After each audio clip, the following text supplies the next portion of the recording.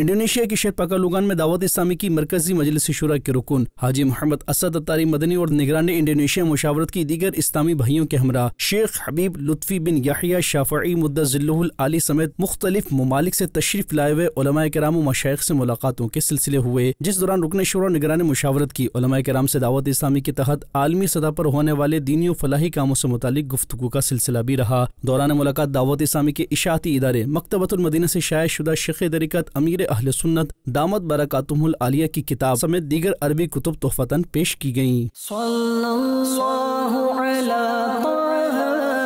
خیر الخلق و احلاها، صلی اللہ علی طہ خیر الخلق و احلاها، صلی اللہ علی طہ خیر الخلق و احلاها، صلی اللہ علی طہ خیر الخلق و احلاها، صلی اللہ علی طہ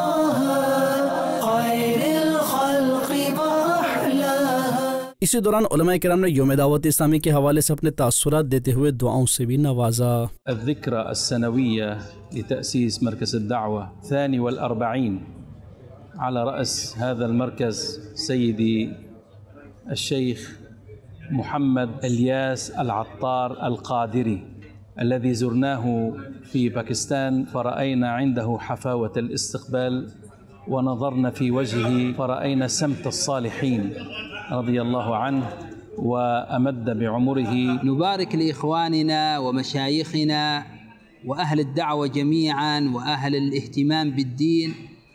الذكرى 42 لافتتاح مركز الدعوة الإسلامية في كراتشي برعاية وقيادة ومشيخة الشيخ المبارك مولانا الشيخ محمد إلياس العطار القادري حفظه الله، وأسأل الله سبحانه وتعالى أن يبارك في جهود جميع الدعاء إلى الله سبحانه وتعالى. هذا المركز في مدينة كراتشي الذي أسسه